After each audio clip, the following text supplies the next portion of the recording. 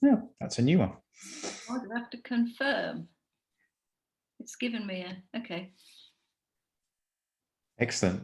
Well, it's great to be here today. Just thinking about leadership and looking at the fact that my book on leadership's coming out soon called I See You. Really happy that Rachael Orrell could be with us from Saltmine. So probably the best thing to do as we kick off is just for you to tell us a bit about yourself and your leadership journey, and then we'll go from there. Yeah, okay. Well, I've been leading Saltmine for 10 years, and you know, we are faith motivated arts theatre with a message, and it's been just a real joy. I mean, it's a I do everything type of thing because we're a small charity. So I fundraise, I nurture, business development, you name it. But it's a real joy, and I just know that I'm where God wants me. Before that, I'd actually studied. I did a master's in applied theology and leadership. Before that, I was at Spring Harvest for 12 years in leadership. Right. And then before that, it was Youth for Christ, project management. So yeah, I don't think you better not go too far. No, that's plenty to be going on with. That's brilliant. Yeah, so perhaps as a starter, you could just kind of outline for us, if you would, would you say has most influenced you as you lead? Yeah, I think a lot of people that have influenced me are the people that have believed in me and have given me opportunities. And I think I will go back a bit more, because when I was 13, we'd had a little CU when I first started. I was year 8, all the boys had gone, there was only girls left, and I came from a brethren church that didn't model female leadership. And there was this young pastor, Ian Green, who I remember talking to him, and he just really believed in me, and he said, Rachael, I'll do it with you. And he really supported me, cheered me on, encouraged me, helped me do the program, and it was just so significant. And we had a huge impact in the school. We had over 60 in the end, you know. Wow. But I think it the same with Youth for Christ. It was Lowell Shepherd, who was the chief exec at the time. I mean, I'll never forget, he asked me to project manage Who's Earth, which was a big, in 1989, I think, a big environment awareness day. We celebrated it in Hyde Park. Huge event. I had no idea how to do that. And yet he just said, Rachel, I know you do. You can do it. And then, you know, Spring Harvest, so many of the male leaders, really, Ian Coffey, Jeff Lucas, you know, Pete Broadbent, they encouraged me to speak on the big top, which I'd never done before. But, you know, they just said, come on, you can do it. So I think for me, leadership is the strength of leadership is those that really believe in people and release them and equip them. And I think that's what I've sought to model in my life, because I wouldn't be here without people giving me opportunities. Right. Yeah. So important, isn't it, when people kind of take that risk with you? Gives you confidence, and you can take that next step, really. Absolutely. Yeah. Brilliant. Are there any particular leaders that stand out? I mean, I know you've mentioned a few names there. Was it the fact that they believed in you? Were there other things that you admired about the leaders that you wanted to emulate? I think Colin Sinclair actually was, he was the chair at the Spring Harvest Committee. And I mean, he's now done all sorts of jobs, very senior. And I think for me, it was his heart for growth. It was his heart to give everybody a voice, and his gentle wisdom. He never came across as I'm right, I'm the big man, he just was so humble. Right. And he was a real inspiration for me. That's interesting, isn't it? Because humility is not necessarily one of those character traits that we may associate with leadership. Why do you think that's important? Because I think it's not about who I am, but it's about who you are. And I think you have to be humble, I think, in a leader, because you get knocked so much, don't you? And it can be lonely, and I don't believe that you should be a people pleaser. So actually you have to often eat humble pie and, you have to take what gets thrown at you. And I think it's grace. I think humility and grace are so important. Yeah, that's great. Yeah. I think with humility as well, that it's the ability to celebrate the team win as well. It's not just about you. It's about all of us. Yeah, that's right. Definitely. Yeah. That's great. So, just thinking about leadership, why do you think leadership is such a critical issue at this time? I think people obviously have felt quite lonely and isolated. And I think one of the important roles of leaders is bringing people together and working together. But often you need a leader to facilitate that, don't you? Because people haven't always got the confidence, and again, can feel discouraged themselves. And that's where we need leaders to, I think, really bring and create opportunities and to inspire a shared vision, because I think we can all feel a bit disconnected, I think, particularly in this time. Okay, so it's important in terms of leadership providing direction and the kind of push to move things forward. Yes. Cool.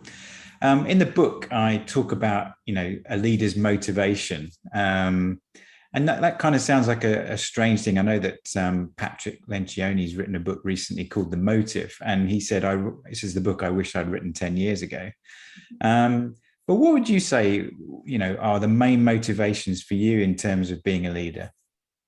I think it's being in the right place for me in my walk with God, and it's doing things in partnership with him. I love the verse in the Message which says, walk with me, work with me, watch how I do it, learn the unforced rhythms of grace. And so my passion is to be an instrument for God and to make a difference for the good.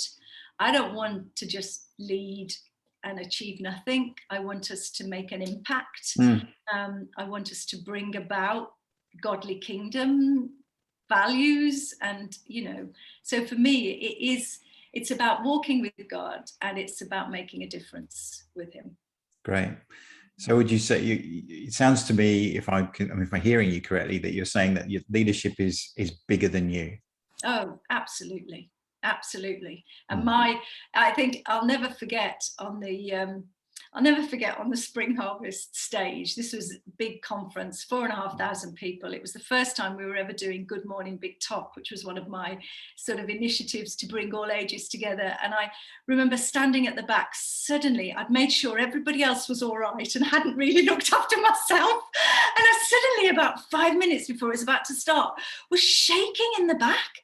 And I just lifted my hands and I just thought, God, you've got to fill me. I need your strength. And I physically felt his strength come through me. And I felt him remind me of Philippians 4:13, Rachel. What does it say?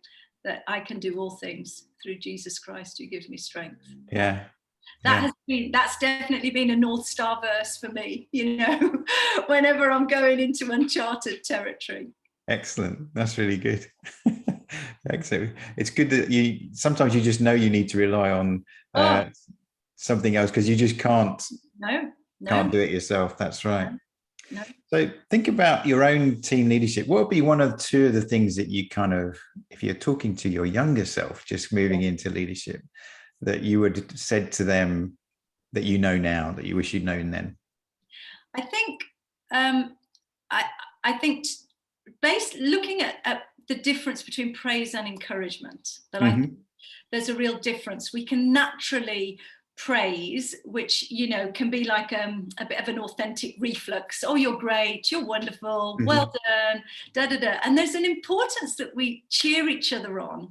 But the difference of encouragement, when you really encourage the specific, and I've seen the importance of that, and Yeah. seeing team grow through that very specific encouragement rather than just this wonderful praise, as it were. Yeah. I think also you sometimes think strong, self-assertive people don't need as much encouragement. Mm-hmm. But actually, I think I've learned that's not true. Right. That actually, just because they might wear a strong badge that says, yeah, I'm okay. Yeah. I think everybody needs it. The vulnerable, the less vulnerable, the strong, So I think that's what I've learned during my leadership. Yeah, that's brilliant. Yeah, good. I mean, we make so many assumptions about people, don't we? And We do. it's better to ask questions and make assumptions. Definitely. And we all just need to have one-on-ones, don't we? And get to know each other. Because, first judgments often aren't right. Not at all. Not in my experience. That's not mine. So in terms of, demonstrating, you talked about modeling a bit already, but, what are the things to you that demonstrate that to those that you lead, that you have their highest good in mind? I think number one is servant leadership, and actually modeling the way and not being afraid to do anything, that to have that attitude that nothing is above me, and particularly because I work with a lot of young adults, sometimes it is modeling the way. If I want them to thoroughly, clean the floor or do something, then just let's do it together, and I think it is having time for them as well, to always say, my door is always open. So they all know right now that my door is closed because I'm talking to you. So I've already told them that, but my door is always open. And I just always say to them, look, don't ever hesitate. Nothing is too small to come and talk to me about. Yeah, that's good.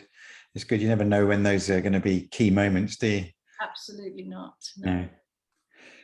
What would you say are characteristics of leaders that really kind of contribute, enhance, if you like, teams performing better? I think it is having a really good listening ear. I think as leaders, we're not always as good at listening because we can have so much to say. We've got sharp minds, we're activists, So I think I've had to learn to be very intentional, listen, with my whole body and really be very, very, keep my mouth shut, and listen more. But I think also it's not being afraid to challenge the process as well. I think you cannot be a good, effective leader and be a people pleaser. You have to be able to challenge them. And you can do it in love and grace. You don't have to do it in harsh, aggressive manner, but still you mean business. That actually what I've said, I'm genuinely challenging the process, and I'm saying, no, you mustn't do it that way, or let's talk about it. And I think that's very important in leadership, to be a good listener and to challenge the process as well. Yeah. And would you say that was something that you had day one, or is that something that you feel like you've developed into? I think listening I've had to develop. And challenge the process because I'm a natural choleric character, which can be a bit fiery and can be a bit judgmental, and I remember reading that thinking, oh no, I don't think I want to be like that. But I wanted God to use that to refine the negative side of it. So I've definitely had to learn to be a better listener, because I'm not as patient as some people. And I've definitely had to learn to challenge, bring about challenge in love and grace. So definitely had to learn a lot. And I'm still learning. Absolutely. That's good to hear. I mean, I think one of the reasons, or one of the things in the book that I talk about is that, sometimes we think that leaders are kind of a done deal. They're kind of made that way. But my experience and from what you're just saying is that leadership develops and continues to develop. Yeah, definitely. Yeah, that's great. So, turning it on its head then, what do you think gets in the way of teams performing to their potential then?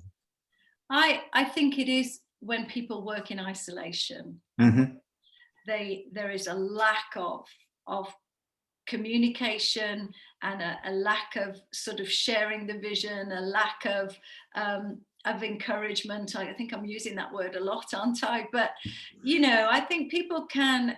That sometimes it's fascinating. I spoke to a big business community, and I just asked them. I just said, "Do you mind sharing and putting your hand up? Who out of all of you who feels fulfilled and encouraged and valued in the workplace?" I couldn't believe how few hands went up. Right. Yeah. And it's fascinating, isn't it? How often there is a lack of feeling valued. So yeah, absolutely. Yeah, you're totally right. I think it's that kind of recognition, and people don't necessarily need you to agree with them. They just need to be heard, don't they? Yeah. And I think what I've learned as well, if you have real gifted people, if you don't release them and give them opportunities and take risks with them, they'll just go as well. They get bored so easily, don't they? So absolutely. If you want to keep people, keep them interested and engaged. Yeah, that's right. So in your experience, how important is good communication in building an effective team? What does that look like for you? Well, I think, to be honest, I never think you can't communicate enough, really. No. I just think, oh my goodness, and you should never just rely on emails or texts. I mean, to me, it is personal contact is always the best, which has obviously been quite challenging in this season. Yeah, sure. But for Saltmine, one of the key things we do is we stop at 12:30 every day, and we encourage and pray together. Different ones bring different words, but also it's an opportunity to share things that are happening. And I think for me to be very honest with them as well, so like, for example, I've put in this application for a Passion Play 2022 in Birmingham, but I've had to go through a cultural committee. I don't know anybody on that committee. And I just said, come on, guys, I feel a bit nervous about this. I feel a bit anxious, but let's just pray about it. And do you see, I just think the importance of being honest and open as a leader as well. I really think we shouldn't be afraid to be vulnerable. As well as at times have authority and and have strength. I think I believe it's all important. Yeah, that's really good. I think it's sometimes we kind of muddle up being vulnerable with being competent. And I'm sure many times you've demonstrated how competent you are, but sometimes it takes a different kind of bravery to sort of step forward and say, actually, in this kind of situation. Yeah, I think with the pandemic, it's really important that leaders are actually authentic about the challenges we faced, but then saying, actually, we can still be sure about these different things. Yeah, definitely. Oh my goodness, absolutely. And there's been times, when I've had to just say to the teams, all I can do is hold on to God's word, because the future's uncertain. Absolutely. Yeah. What have been the leadership challenges you've faced leading through the last few months? We seem to be coming out of restrictions somewhat in England, but there's obviously we're still feeling the impact and the effects of that. What for you has been the biggest challenges? I think one of the biggest challenge, even just for leadership myself, is the inability to have real vision for the future because of the uncertainty. Particularly performing arts create, we still don't really know whether we're going to get back to normal, Okay, yeah. But I think also it's not, I've got so many freelancers that haven't had any work for 18 months, and I just long to be able to try and give them opportunities and create but I can't I can't help everyone, but I just want to help as many as I can. Yeah. So yeah, but it is a challenge, that. How have you stayed in touch with people? Is it, I'm assuming you haven't been, I'm making an assumption, you may have been meeting together in some ways, but. Well, no, a lot of it is just, it's emails and it's WhatsApp videos and trying to keep in contact with them. Again, it's this communication, isn't it? And I think it's been very important, because we did prayers online every day while people were doing furlough or whether they were in lockdown, and just kept up that relational contact, even though it was online. Yeah. So keeping connected as much as possible. Yeah, definitely. Yeah. Excellent. One of the themes I tackle in the book is the idea of love-led leadership, and it's it's one of those things. Again, we talked about humility at the beginning there, but it's talking about love and leadership, a bit odd, but I guess it's in contrast to the alternative, which is leading out of fear, which in my experience lots of leaders do battle with. What are the benefits that you have discovered of leading out of that different motivation of love-led leadership, and perhaps contrast that with what it's like leading out of fear? I think fear can really restrict you, because it actually holds you back as a leader, which is where, for me, loving God and loving people is just the main thing, as it were. And I think for me, one of my greatest joys as a leader is seeing particularly young, it's obviously young adults is what I work with, but seeing them grow and nothing else compares to that. So, if I have I can think of young, team that I've had who've had such low self-worth, who've even tried to commit suicide and don't see the potential in them, that actually after a year of nurturing and loving them and empowering them, seeing them just grow, there is nothing that compares to that. So for me, loving leadership is just crucial. No, that's great. It's great to see those kind of stories coming out as well, isn't it? Absolutely. Yeah. It's something that's been talked about a lot in the pandemic, which is the impact of the necessary restrictions and the impact that there might be on people's mental health. We don't talk much as leaders about, you did mention a bit about, how you kind of arrange for everybody else to be okay, and you're just about to go on stage and you haven't kind of thought about yourself. But in terms of your own well-being, kind of the way that you lead or want to lead, how do you kind of keep going for the long haul in your role? What do you do? To be honest, I have to feed my soul. If I do not, study God's word, have long conversations with him, really truly walk with him, I wouldn't be where I am, no doubt about it. And there are things that we've done over the years that I just couldn't have done it without God. But particularly in this pandemic, I know as a leader, because particularly with a lot of young creatives, it's been crucial that I've been a carrier of hope and joy.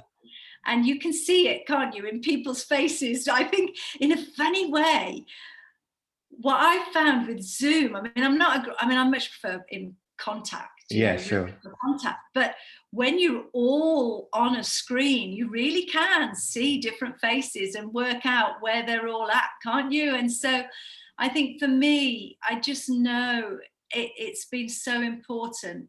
Yeah, again, being vulnerable and honest, but in the midst of that, finding the strength that God gives me, and the joy. And I think it's understanding we all tick differently, don't we? For me, I get energized by cycling. I do road cycling, and in fact, I'm doing 100-kilometer tap cycling around Loch Ness in 3 weeks' time, which I'm only just about feeling ready for that. Fundraising for Saltmine. But I think it is, you need to look after yourself as a whole, don't you, as a Yeah. leader? Because otherwise you do get burnt out, and you lose vision and you lose hope, Yeah. So no, keeping close to God, keeping my eyes on him, trusting in him. That's my go-to. Yeah, brilliant. And it's that kind of realization, like you say, that we're not just one thing. We need physical exercise. We need to sleep well. Yeah, You need to eat properly. And sometimes it's kind of one thing after the other with leadership. But if you're not taking that time to look after yourself, then everything's going to fall flat, isn't it? absolutely. And I think reading as well. I think reading, is so important. I really believe in books, and looking forward to reading yours. Yeah, I hope you enjoy it. It's good. Brilliant. So finally, just what one or two pieces of advice would you like to offer to other leaders of teams, things you've kind of found are critical for you in getting the best out of those you lead? I think one of the important things for leaders is not to take offense. Mm-hmm. You get criticized quite a lot sometimes, and actually it doesn't do you any good to hold on to that, but to actually just release it and to listen and love people graciously. I think that don't take offense is choose to respond rather than react has been really important. I also I probably want to highlight, I probably mentioned them all, but that there's the 5 practices of exemplary leadership by Kushner and Posner. I don't know whether you've heard of that, but I really believe in those 5 practices, which is model the way, inspire a shared vision, challenge the process, enable others to act, and encourage the heart. And Yes. I think those 5 things of what I probably said during this interview, do you know what I mean? But I do really believe in those practices, and that's a great book to read as well. It is, yeah. The Leadership Challenge. Brilliant book. Yeah, that's excellent. Well, thank you very much, Rachel. I do appreciate you taking the time, and I think it's a testimony to those that do lead and want to lead well, that they are always willing to share their wisdom, collected wisdom. So I do appreciate the fact that you've taken the time to do that. Pleasure. Thank you for the opportunity. No problem. Thank you.